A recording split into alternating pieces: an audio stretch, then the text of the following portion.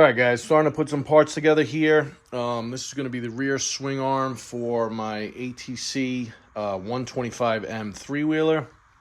I'm going to be widening the swing arm. This is a front hub, I believe, from an Atc185. And this is just a small disc rotor here I bought on eBay. Going to be converting it to hydraulic disc and adding a hub for a sprocket. This is going to end up being the rear hub and axle. Hopefully that makes sense. Have two halves of 8-inch hubs from an Atc110, I believe they are. They fit this bolt pattern perfectly. You can see there is a hub here, a 3-bolt hub. It's a different bolt pattern than my disc rotor, unfortunately. And if I were to mount it right there, it kind of sets it too far into the rims. So on this side, I might end up cutting this off or relocating it farther out.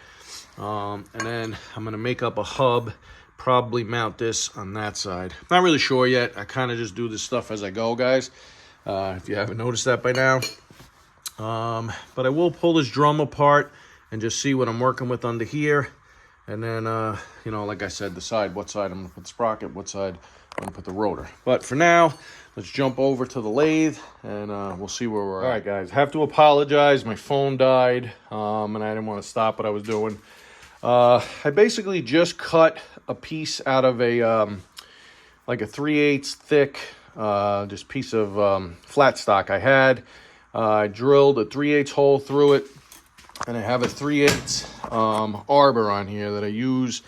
Over the years, I use this a lot. It's just a piece of bar that I threaded for 3/8, but it's great for projects like this. I just chuck it up, you know, in the 5C, and then I bring it in. I just finished facing it, and then what I'm doing here, hopefully you guys could see, I'm just making a little raised bump out. And what that's going to do is that's going to center the disc for me, just like that. Then I'll transfer it over to the Bridgeport. I'll reclamp this top so it holds the disc to the hub, and then I'll drill my holes.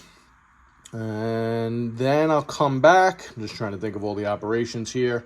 Probably come back and I'll use my new 4-jaw chuck, clamp the outside of this, and then I'll bore the inside diameter to fit what I need on the axle. All right, we're going to call that good enough, guys. You know, don't look at this off center. You can see the rust that was under there. That's all getting bored out with a later operation. But just to give you an idea why I'm doing this, I'm just getting that so I could center it, put a larger washer. There we go.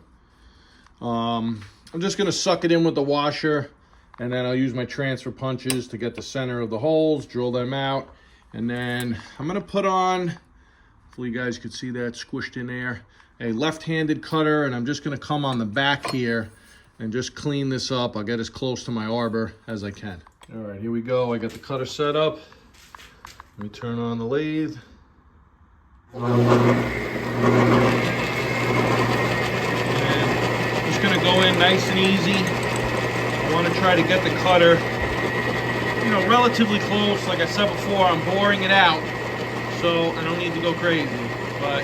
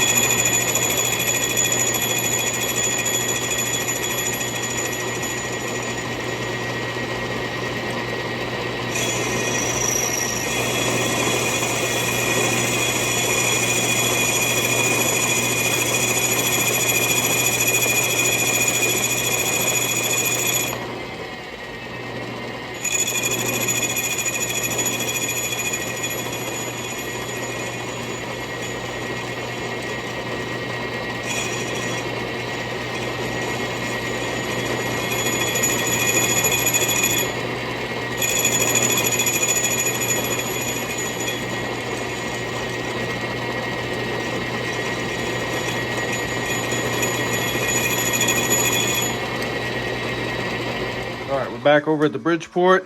I got the 5C collet.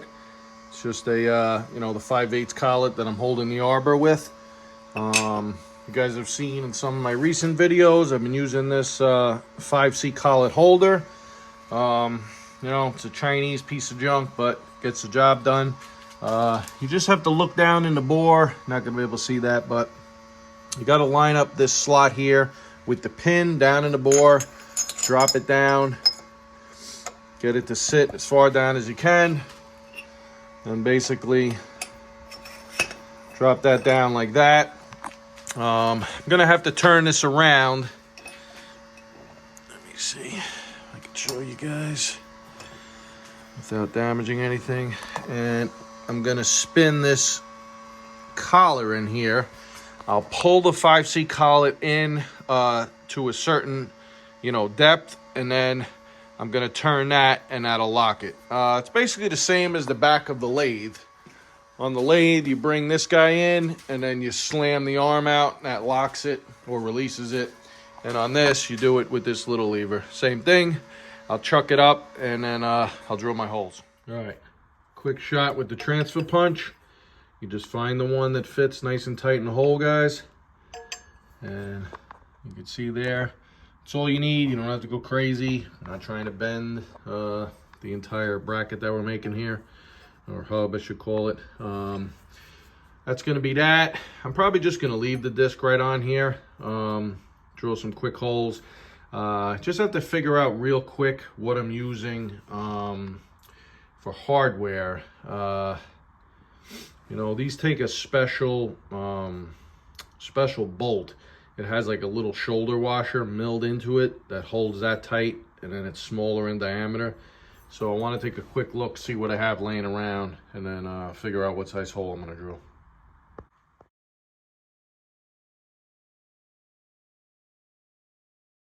All right, guys, this is what I dug up. Nothing fancy. Two of them are locking nuts, one isn't, but by the time I get this bike together, I'm sure I could find another locker. What's cool here is that the head is actually a larger diameter than this hole. So what I'm going to do is try to pop this in the lathe and just mill a little lip on it, and I could use that to center, and then obviously drill the hole the size that this is. I don't know if it's 10 millimeter, whatever the hell these things are, maybe 12.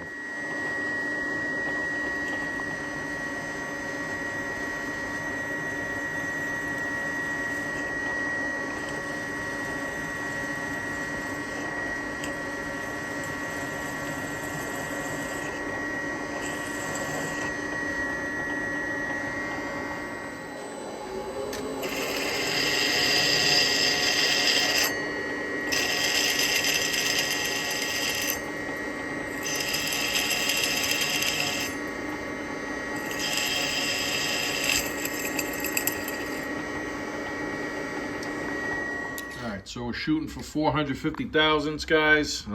That's the inside diameter of the hole in the rotor itself. And just have a left-handed cutter on there. And you can see I started making a shoulder already.